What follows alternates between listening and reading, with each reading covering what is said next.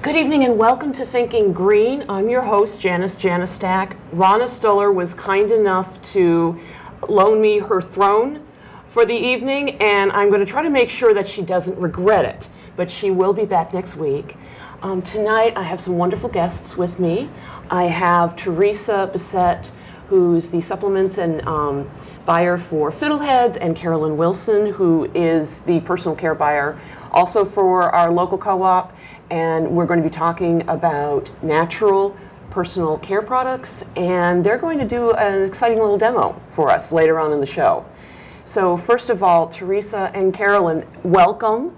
Thank you for being on here, and thank you for yielding to my arm twisting. I certainly didn't want to be alone tonight. Thank you. Thank you, Janice. It's good to be here. It's gonna be fun. for having us. Something that I'd been thinking about just before we started this was, it occurred to me, if I go to my little net, my video queue or any video store or whatever, or people are talking about, the video you have to see, the documentary you have to see, I can name off probably a dozen about natural foods, about the food industry, and so on and so forth. I can name one about natural personal care products. Personal care, yeah. And if you go to our local co-op, you'll notice, even in its title, fiddleheadsfoods.org, but we're more than food. Right. Why is, and even in my own home, everything in my kitchen, all my food, everything in my fridge is organic food. I couldn't tell you what's in the lipstick I'm wearing right now if my life depended on it. There's wax. Right. And something that went to Mars on one of the space shuttle trips or something like that. Why? It's almost like why the gap? Why the gap? Why the gap in? Why is it that personal care products, and it's still stuff we're putting on our bodies, why is it getting less PR, less interest? Why is it culturally less sexy than the food? Than organic food, yeah. I think that's a really, really good point. And it's an important point because there are a lot of chemicals in our body care products that we use. And our skin, our skin is the largest organ in our body, so we absorb a lot of these chemicals. But why people don't talk about this as much as food, I don't know. I don't know. It's a really, really good point. So I think that's part of the reason why we're here, to maybe help raise awareness about the things that are in our body care products and maybe offer some really good alternatives. So. Now, Theresa, you were the HABA buyer, which was health and beauty aids. Right. By yourself, and it was a rather small section in the co-op. Yeah. And it's grown a bit, and it's now, we've brought Carolyn on. Carolyn came on, when did you, tell me exactly, when did you come on board as a buyer, and what's your background in that? Sure. Well, I joined Fiddleheads as a member this summer when I took a job in New London and decided to go to Fiddleheads, and I kind of fell in love with it. Immediately became a member. I became a buyer this winter. Theresa was looking for some help with the section. We've experienced huge growth in our department. My first job as a volunteer was to help do inventory in the HABA section, now called personal care and supplements. And when I did it last summer, it only took me about 2 hours. When we did it in January, it took me closer to 4 or 5 hours. And there were two of us, yeah. Right, so we've experienced huge growth, and so I've been lucky enough to help Theresa in the department. So in terms of numbers, like what sort of numbers are we looking at in terms of the grosses of that one little HABA section, say about a year ago, versus like around right now, like say last month? Well, let's see. Let's put it in maybe a broader perspective. Sure. When I started, which was a little over 3 years ago, I had a budget of about $300 a month. And now our budget, is about $6,000 a month. Nice. So we have expanded incredibly well, and most of that expansion has been like in the past year and a half. So the growth for the whole store has been phenomenal. Well, I mean, it's not just our department. The entire Fiddleheads is just growing every day, and it seems like every week is better than the week before. So it's really, really exciting to be part of that. I tried to find a little bit of information on the figures, like the sales figures nationally of, you know, personal care products, like, you know, mainstream products versus the natural. I think the best I could find was specifically cosmetics, like something like $5.4 billion in the U.S. As of last year. And that's just cosmetics? That's just the cosmetics section. Teresa, do you have an idea of some of the broader? I don't track those numbers. Okay. I don't. I know the cosmetic industry is huge. That lots of money is spent on cosmetic products and personal care. And like you said before, you know, we don't talk about organic and natural when it comes to personal care as much as we should. So, but there's organizations that are, for instance, the Natural Products Association. There are actually, I don't know if perhaps you can tell me a little bit about it, ladies. There's a whole list of actually what a product has to conform to be natural. Yeah. Which, interestingly enough, when I was reading it, like the ingredients that are prohibited, right? What is allowed, what processes aren't allowed. It's almost to me more. It seems to me almost more specific than what's an organic apple. Yeah. Those standards are set forth by the Natural Products Association, and that's a voluntary organization. Those standards are not anything that the government enforces. They're sort of self-policing within the natural products industry, which is great. In this case, it seems to be working. That they're really watching. And those are organizations or companies that you know.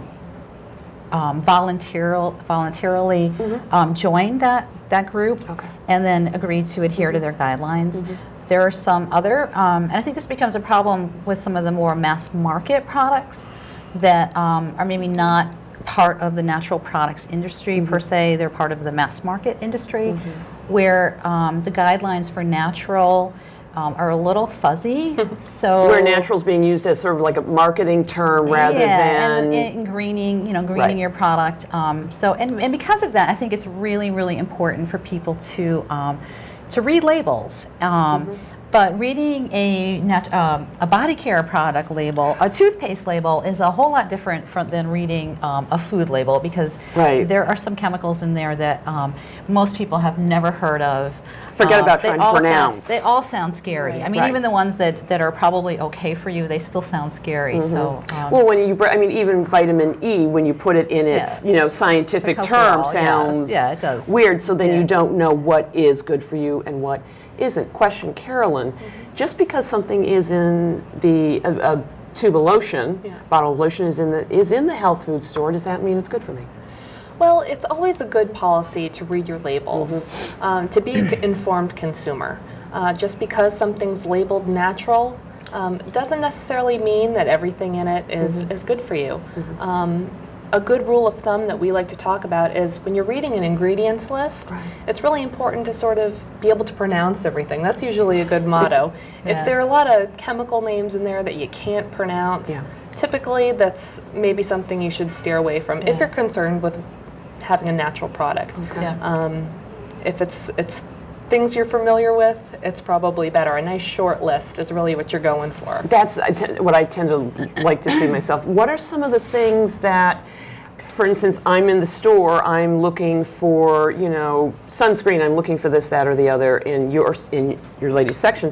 What are or even when I'm in the larger stores, what are the some of the things that I need to be looking out for on that label that I really want to avoid? Okay. I can help you out with that. I was hoping you could. Yes. Okay. I put together, well, I didn't put this together, the David Suzuki Foundation, which is a nonprofit organization in Canada that concerns itself with a lot of environmental issues. A couple years ago, they put together the list, what they call the Dirty Dozen.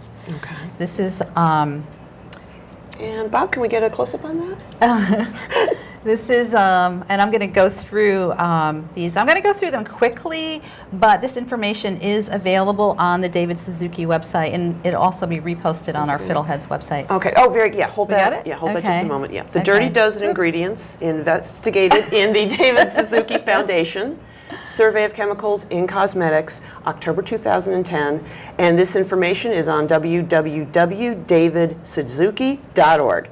Okay. Okay, very good. That's going backwards. We're good. Okay, so the list is, okay, this is going to be Okay. a little, Maybe read. Yeah. all right. I'm going to read them, Yeah, and please. then maybe you can hold them up. Sure. Okay. The BHA and BHT. What are those? These are chemicals that are often used as preservatives. They're used in the food supply also. They're found a lot in lipsticks, moisturizers, and other cosmetics. Another chemical you want to avoid are the coal tar dyes. And some of these they're hard to pronounce, and he's not there. So Oh, okay. That's, let's try this one. This is I'm not even gonna try it. phenylene diamine. Anyway, the coal tar dyes, and I really do recommend to those people watching to go to this website and look at these names and become familiar with them. And again, it's davidsuzuki.org. Exactly, yeah. The hair coloring products, you're going to see a lot of these coal tar dyes, and you really want to avoid them. And that's sort of a huge issue. I mean, we have an aging population. Well, even without the aging population, what woman? Yeah. And nowadays, a lot of men who hasn't colored their hair either for Right. fun or, Yeah. if you're an older woman to stay, current in the job market or whatever. Right. Yeah. So that's a huge That is a huge issue. And there are some natural alternatives to these. The hennas are an option. And sometimes you can find a hairdresser that'll work with you and to use a henna, which makes that a lot easier. The diethylamines, the cocamide DEA and the loramide DEA. I know, chemical soup. Yes, I'm looking puzzled. Yeah, these are chemicals that are used to make products creamy and sudsy and adjust the pH. The phthalates, and I know we've heard about phthalates in children's toys and that sort of thing. They're also used in the cosmetics industry, nail products and fragrances. Another category are the formaldehyde-releasing preservatives. Now, those we've all heard of, yeah. Yes. But they don't necessarily say formaldehyde. So once again, I suggest you look at the list because you can see some of these other names that they go by.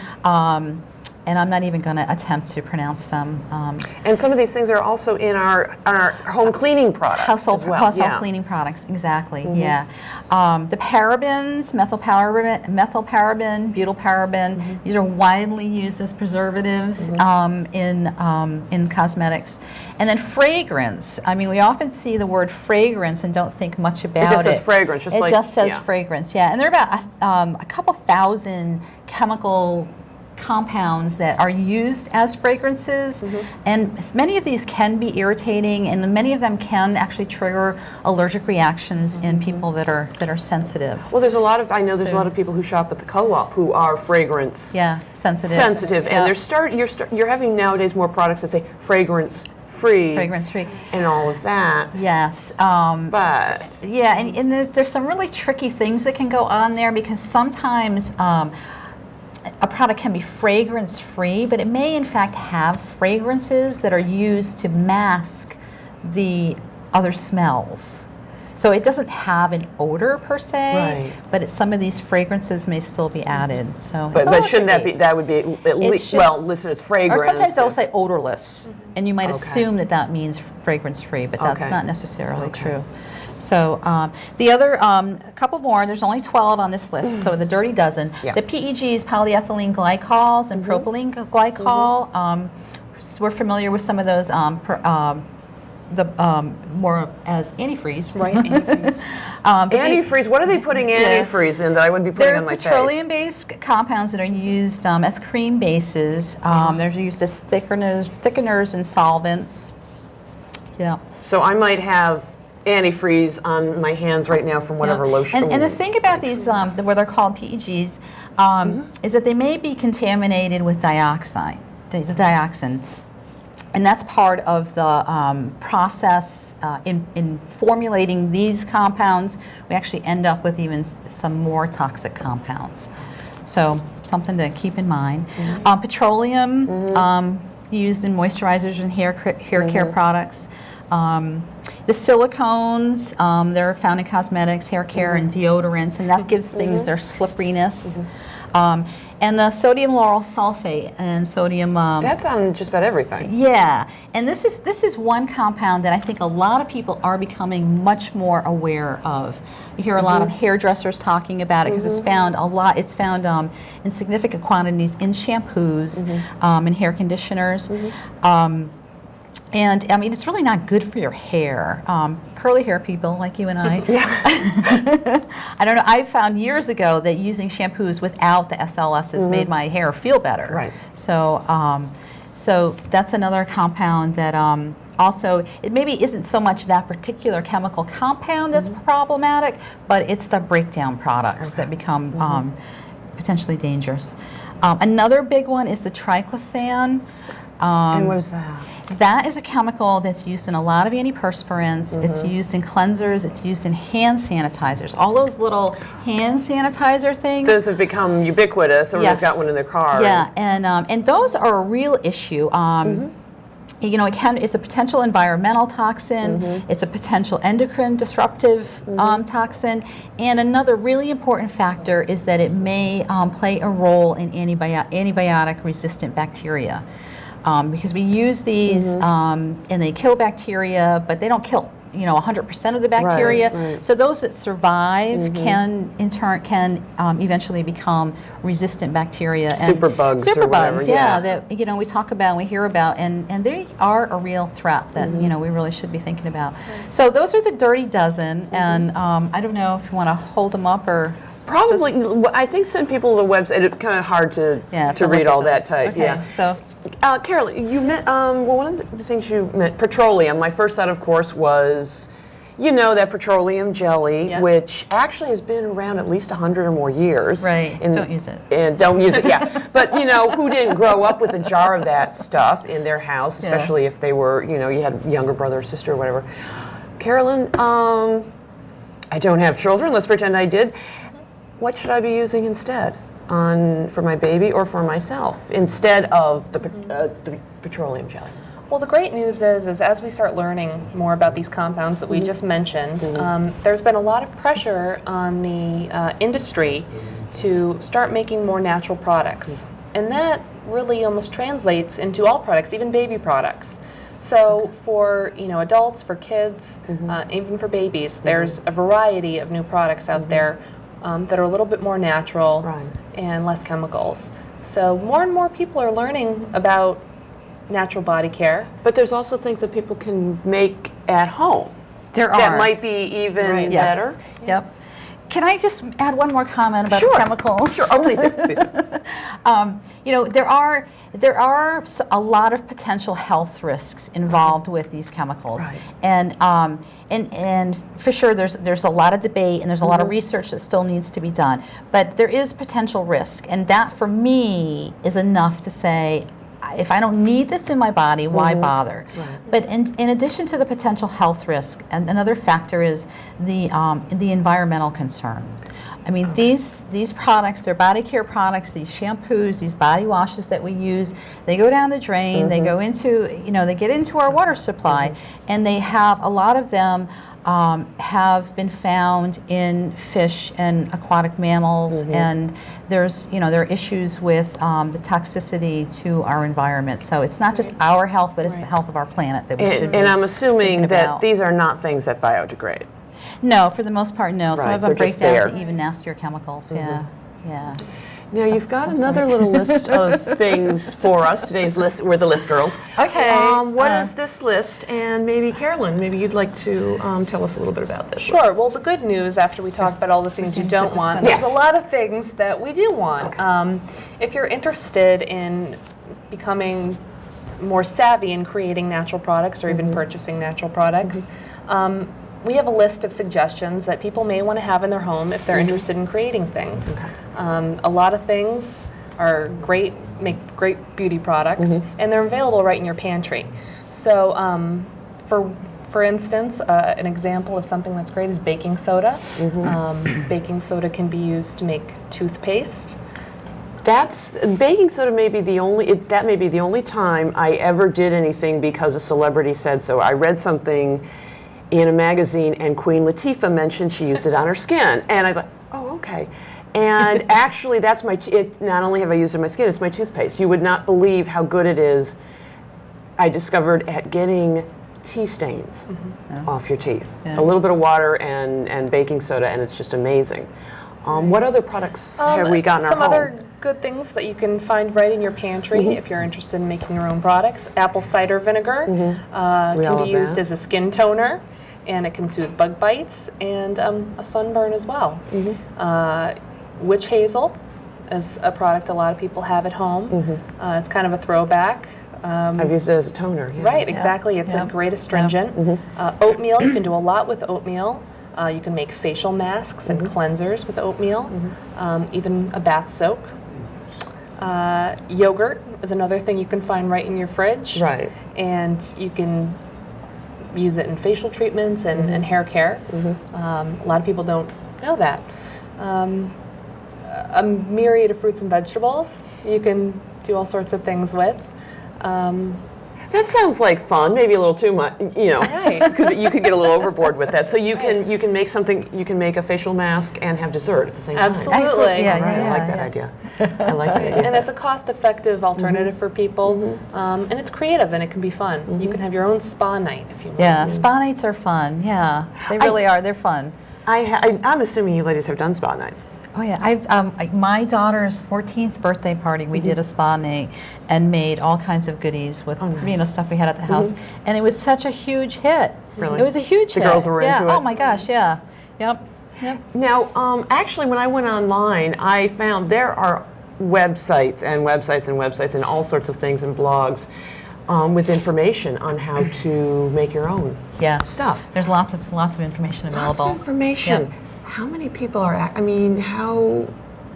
actually making their own stuff, and why aren't more people making their own stuff? Is it just a convenience factor, or is it really still kind of, it's the people who are kind of in the know, in the niche, but not yet really, really mainstream that, hey, you can make your own cleansers?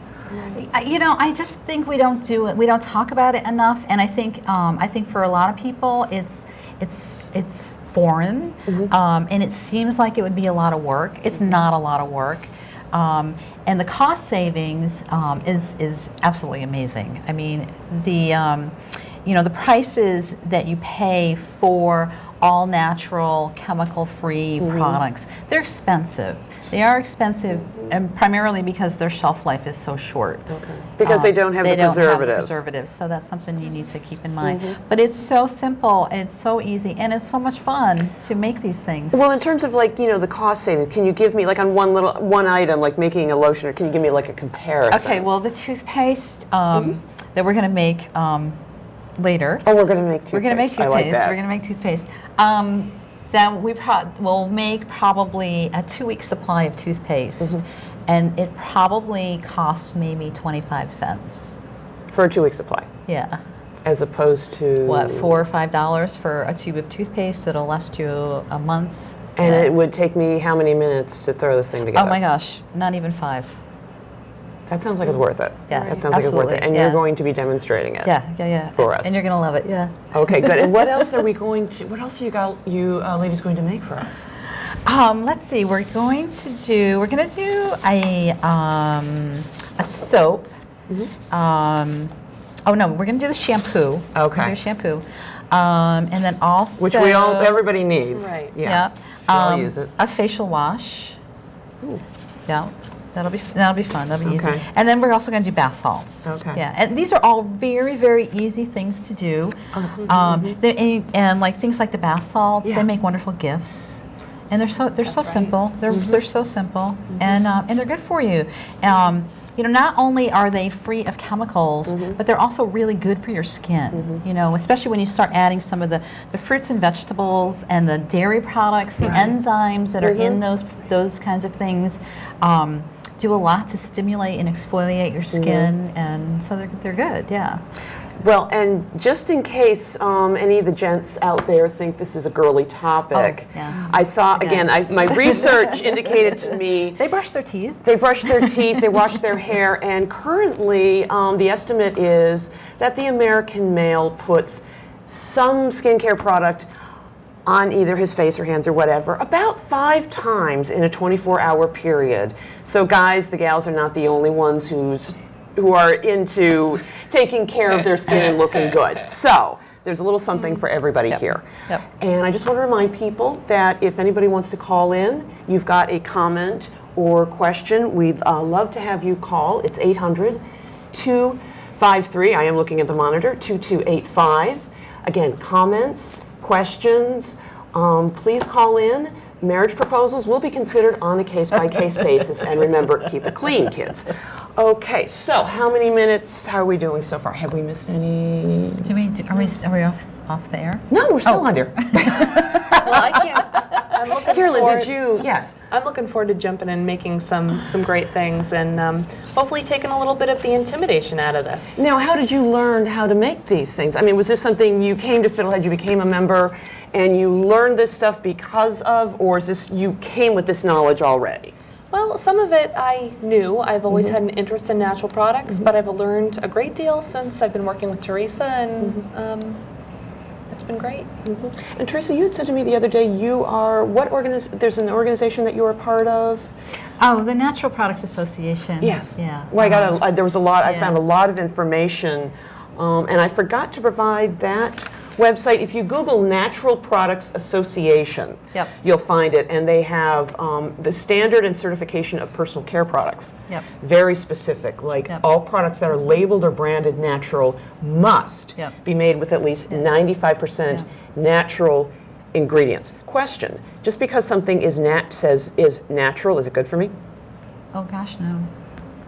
Such as? Well, I'm just thinking of some of the essential oils. Aside from hemlock. Yeah, well, that's a good one. Really good example. Okay, that's a good one. Essential oils. Yeah, the essential oils, because we do use a lot of essential oils in homemade personal care products. Right. So and essential oils are something that you really need to be careful with. Well, what are essential? First of all, give us a little definition. What is essential oils? Yeah. The essential oils are the concentrated oily liquid that give a plant or flower its essence or its flavor or its scent.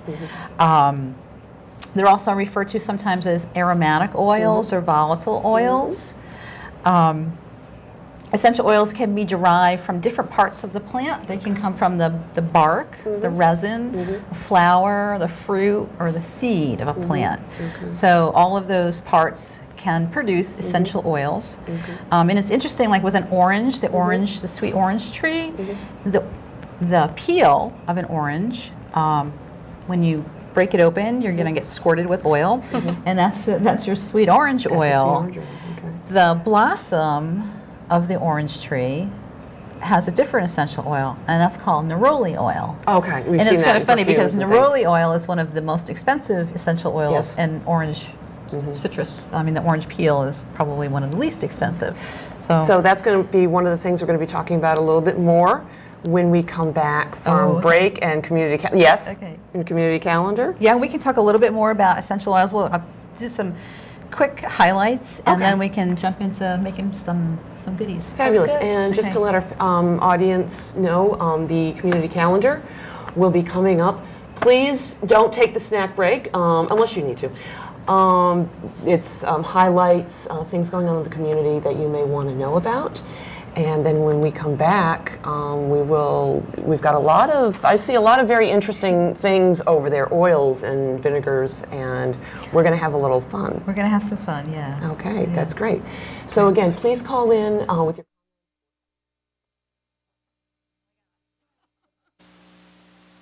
3, 4.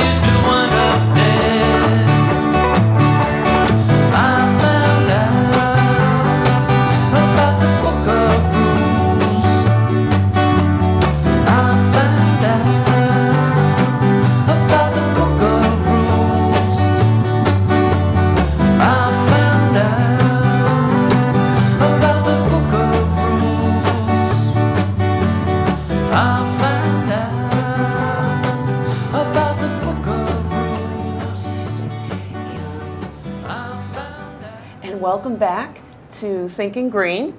And I'm here with my guests, Theresa and Carolyn, the personal care buyers from Fiddleheads. And if you were with us during our first half hour, and you were with us during our first half hour, I'm sure of it, you know that we were talking about natural personal care products, and we mentioned we're going to do some little demos. Right. And nobody's called us yet. Do call in, darlings. Please, be part of the conversation. Now, Theresa, you wanted to, when we left off, we were talking about essential oils, and you had a couple more points you wanted to make about them.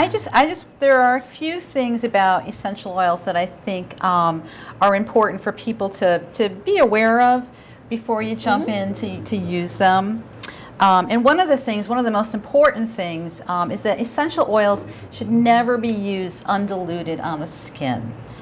You should always use a carrier oil or water or some other carrier. Sometimes witch hazel is used, depending on what you're doing with it. When you're saying water, I mean, oil and water don't mix. But in some recipes, you may use it, but you would just make sure you shook it up really well, and then you would emulsify it.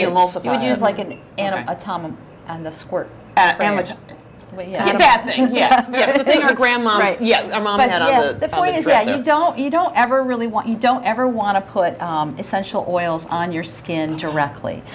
There are some exceptions, and I know people will use tea tree and peppermint and sometimes lavender directly.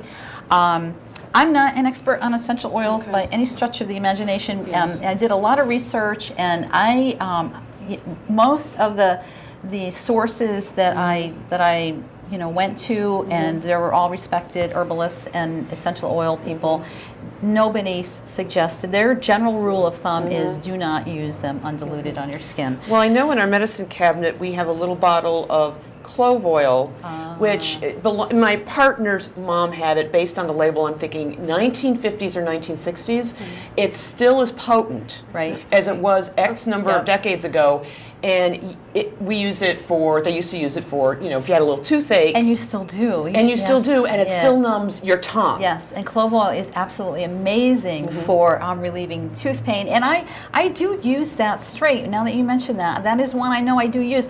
And I was at the dentist not too long ago, and I had some heavy-duty dental stuff done. And I noticed that one of the products that they had used on my gum smelled of clove. It was clove oil that they were using to numb my gum, so they called it something else. And recently there was a mouthwash you asked me to try, which I haven't written about yet on the Fiddleheads blog. I will. And it had clove in it. It was very nice. It was very, mixed with other things. Okay, let me just finish with this so we can get to that. Yes. Okay, and then some oils can cause an allergic reaction or I can't talk.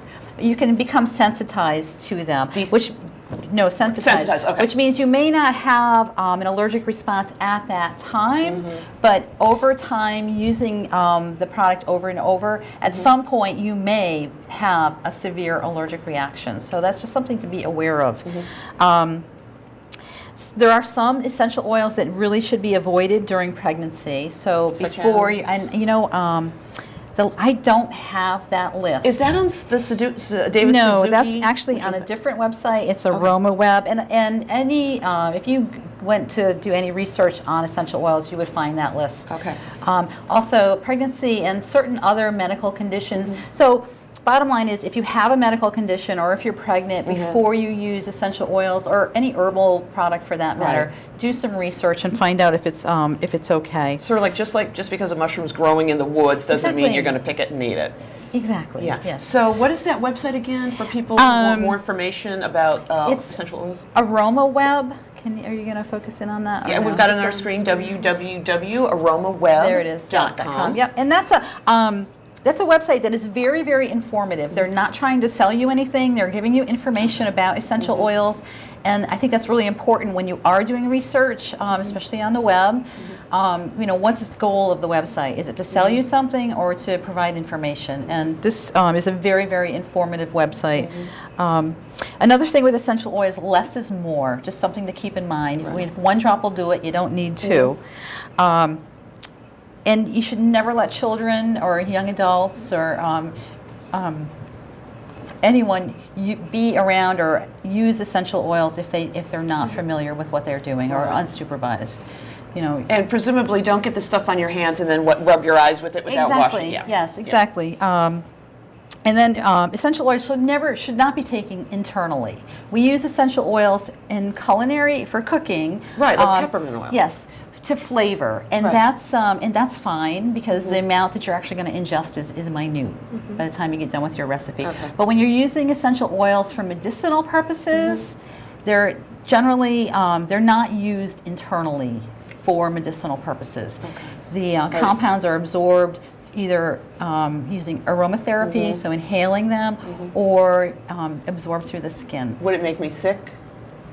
It could, it could, yeah. And a lot of the medicinal properties that you're trying to get, they're lost through the digestive process. Okay. So it's just, So it's definitely, just not you want to know appropriate. the correct way to use them. Exactly, yeah, Okay. yeah. And Carolyn, I'm sorry. One last thing. Oh, sure. They Okay. are flammable, so be careful near fire. Oh, okay. Okay. So we're gonna. Okay, don't put them on top of the electric radiator or ceramic heater. Okay. Exactly. Yeah. Okay, yeah. good. They cause a- Good.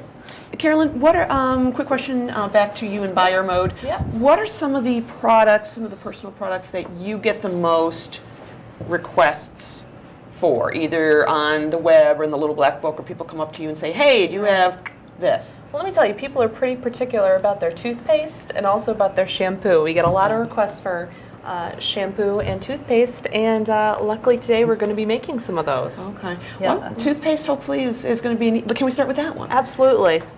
Yep. All right. So what have we got lined up here? All right. So the first ingredient And in actually, I'm going to toothpaste- have you get off my cord for a minute. Oh, there we go. sorry. Okay. Okay. Okay, now I'm free. All right. So we start out with a quarter cup of baking soda. Just baking soda. Yep. Just plain old. Plain old baking soda. You can get it in your fridge. And I don't need to do the level measurement like I'm in my kitchen baking a cake. No, something you like that. don't. Okay. Okay, this is You not could a if you wanted science. to, but It's you not a don't have science, to. in other words. Okay. All right. So we've got a quarter cup No, of you're baking not soda. baking. No. Right. And then we want a half teaspoon of salt. Now, you've got iodized salt. That just happened to be what I had in my cupboard. Okay. It doesn't matter either Okay. way. You don't want to use your coarse salt. So this was all. The other salt that I had was a coarse sea salt. But for instance, like at home, I've got pink salt and gray salt. So if I ground those, You fine. could do that. Okay, so as long it just has to be fine. Right. Okay. Right. I wouldn't waste the pink salt on toothpaste. So. Yeah, but I'm a cook. I might just do it for the fun of it. You know me. And for our toothpaste, the third ingredient is vegetable glycerin. Okay, enlighten me. What is glycerin, dear? Glycerin. I actually don't know what okay. glycerin is. I feel like I should. Well, it's the carbon backbone of fats. I still don't know what it is. Okay, That's you don't need to know. I don't need to. Okay, You good. don't need to know. It's Okay. it's Science okay. class. It's a vegetable derived product. Okay, so it's something I can ingest and Yep, it's safe. yep. Okay. This is a food grade glycerin. So you do want to make sure your glycerin is your vegetable glycerin is food grade. Okay, so it's labeled as such. Yeah, on the okay. back it says food grade. Yeah. Okay. Yep. And then I'm sorry, how much glycerin was that? again? 3 tablespoons. 3 tablespoons. And then after you've added those ingredients, you can give it a good stir. Okay. And you'll notice the consistency start to change into a paste. And about That's how pretty long would you be stirring this? Oh, Just I don't know. until it's smooth? Yeah, until it's smooth. And then Okay. the final step is to add your essential oil. Okay. Now, because we're doing toothpaste, Right. today we're going to use spearmint. Okay. Something that's safe to Yep. ingest. And again, you may want to go to the Aroma Right. website and find out what is Generally, safe your to use. minty ones are going to be okay. Anything Okay. that you might use in cooking, Okay. yeah. Lemon, Yeah. I mean, we're not going to be orange. you've taken a whole tablespoon of that. It's just, I mean, Right. So I could do like a drop of the clove oil. you could do that. You Okay. could put clove in Yeah. there. Yeah. Yep. Instead of buying that clove-scented Yeah. flavored toothpaste Yeah. at the Actually, store. that's a really Not good that we're idea. trying to discourage people from buying lovely clove-scented toothpaste from, From- your natural health food store. Right, but I think that's a great idea to use clove. You That could smells use great. I know, doesn't peppermint, that smell great? peppermint, know. cinnamon, clove. Okay. Right, anything that would come in a toothpaste. We Okay. usually get a mint or a cinnamon. Yep. So I've added about 15 drops of the essential oil. to our paste mixture. Smells good. I It know, does. it For smells the great. kids who are at home and can't smell this, it is fantastic. It's actually, it smells a little bit like peppermint patty. Right. Yeah. I don't know if we could throw in a little. So Actually, knowing me, I'd throw in a little cocoa just to see what would happen. do that But we're gonna stay pure here. So take just a tiny, tiny bit on your finger, and then just rub it on your teeth, just to get a feel for. And what you'll feel is that the salt acting is a little bit of an abrasive. Abrasive. It's kind of like that great polishing feeling you get after a trip to the dentist. Yes. I have to admit, today was the first time I tried this recipe, and I cannot believe how good my teeth feel. Really? It is amazing. Okay, I'm Yeah. gonna try this one because Yeah. I know the power of baking Yeah. soda. You're my They just feel thingy again so here. clean, and there you go. yeah, and the smell is wonderful. And I think I like the clove. I like the clove idea. I should have thought of that. It smells like peppermint patty. It definitely doesn't taste like a peppermint patty. It's definitely very salty. Right. Yeah, the salt. Very salty. Right. Yeah. Okay. So that's a great toothpaste recipe.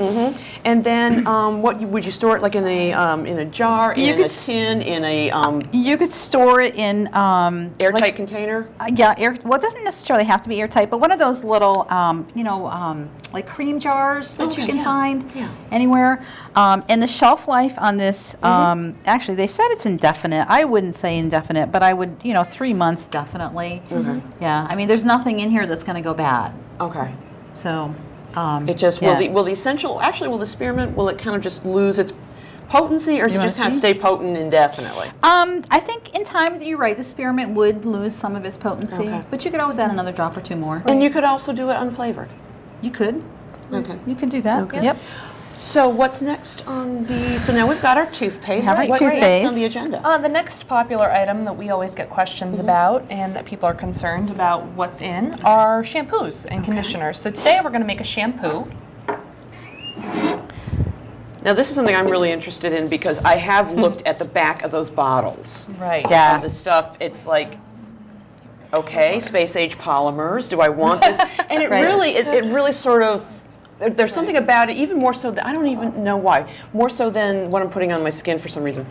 There's something about the idea of this stuff going into the pore. Is there a Yeah, difference maybe. to the size of the pores I don't of the know that scalp? there's- It was an old episode of The Bionic Woman. I got this, your pores are bigger up there, but it does sort of freak me out. What's going into my brain? Right. Is this stuff going into my brain, Yeah, you're whatever, my definitely- bloodstream as I'm it's using being this? absorbed through your scalp, Okay. absolutely. Okay. So, yeah. So, Carolyn, we put how much Great. So what water? I've started with is about 1.25 cups of distilled water. And now I'm going to add 1/4 cup of Castile soap. Okay. Do you want to know about Castile soap? Yes, I was about to ask. How could you tell?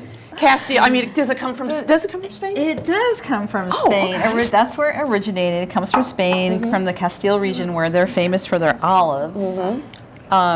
And Castile soap originally was made from olive oil. Now, authentic Castile soap, any vegetable oil is found in Castile soaps these days. That particular soap is a blend of hemp, olive oil, and jojoba. Okay. So they're all vegetable based. Right. Yep. But you still want to read the label, as with everything. Okay. Yes. Yeah. So Okay. you don't want to have any preservatives in there. Okay. So, and then what did you just? Oh dear, we only have one stirrer. Here, you know what? Though I have a paper towel, we can. wipe this Okay. off. Oh, great. Yes. Then we don't want peppermint. All right, great. patty. So what I've added here is 1.25 cups of distilled water. Then I added to it 1/4 cup of our Castile soap, and I've just finished it off with 1/2 teaspoon of jojoba oil. Okay, that's something I hear a lot about. Why is jojoba oil so I fabulous? love jojoba oil. I do. It's my Why is favorite. it so That's my fabulous? favorite thing. It comes from the jojoba plant, and the structure of the oil is very, very, very similar to our own body oils. So because of that, you never get a greasy after feel with it. It's absorbed quickly, and it's just so incredibly nourishing for your skin. That's like the primary body care product that I have. I use it as a moisturizer. I use it in my hair. It's just wonderful, and I use it. I mix with a Castile soap for shampoos. Okay. Yeah. And can you use, but if you don't have jojoba on hand, because I know it's pricey, Yep. can you use, what other oils can you use for You this? could use sweet almond oil. You could even use olive oil. Right. You could do that because Okay. you're not Any putting a light whole lot in vegetable there. oil. Right. Yeah. Okay. Grapeseed oil, Right. almond oil. Okay, Yep. so you've mixed this up a little Right. bit. So the trick with this is you're gonna it's different consistency than a commercial. I'm looking at regular it, it's soap. like, it's this is more thin. shampoo, yeah. So what you're gonna want is to put it in a container where you can sort of just kind of pour it over your head. So similar to the bottles that Castile soap comes in. Okay. So it's gonna be a consistency you may not be familiar with, but it's a great product. Yeah, and I think you're not going to get the same kind of sudsing. The Right. sudsing is a result of a lot of these chemicals. And isn't sudsing sort of like a marketing thing? It's exactly where it's like, a we market- see a lot of we suds, it don't must be really- doing something. We don't really need suds for cleaning. We really don't. We don't need the suds. Okay. We don't. That is just something we were somehow brought up to believe we needed suds. We don't. And you're not Okay. going to get that same kind of sudsing there. Great. Well, while we're here, I'd like to mention one of my favorite products, and this isn't going to look very pretty, and I don't even know if the camera can see this. I found out, and there's gobs of websites that'll talk to you about coconut oil. And this is in its solidified state. Around 75 degrees, it turns liquid. And I've used it in cooking, I've used it in baking, it's great in pie crust, but it's really been wonderful. Somebody said, oh, you should try it on your skin and hair. It is fantastic on my Yeah. face, on my skin. Actually, that's what I'm using right now in my hair. I've stopped Yep. using, the gels and all of those things that were flaking and Right. doing awful things. And it's soft and it soaks in and it's tasty. You can also put it on your toast. So that's one of the nice things about a lot of Yes, these. You they're can so wear them and you can eat them. versatile. Exactly. Exactly. You can wear them and you can Exactly. eat them. Yep. Okay. Right. So we've got just a few minutes left, Bob? Okay, so you've had a chance to see our community calendar. You have, the girls are going to be, the ladies, I'm sorry. The ladies are going to be putting a lot of this information on the Fiddleheads website, and that is www.fiddleheadsfood.coop. And so just go over there, and if you're looking for more information on personal care or supplements, go to that website. There's a menu at the top. Choose departments, pull down, and you find all the departments for Fiddlehead store. So I hope you'll go over there. And ladies, thank you very, very much. And you're going to have some of this information and recipes up as well on your pages. Yes, we will. We'll have the recipes there. Yes. Very good. Yes, yes. And Thank you, Janice. This was fun. Thank you for coming. Thank you for agreeing to be on. And maybe we can come on again, Right. do this again and play a Absolutely. little Oh, there's more. more. There's so much more. Okay, yeah. great, great. And I hope you'll come again and join us. And Rana will be back in her proper spot next week. Very kind of her to let me come in, and it's very kind of you to let us come in and be guests in your home. And until we meet again, have a good evening. And that was wonderful.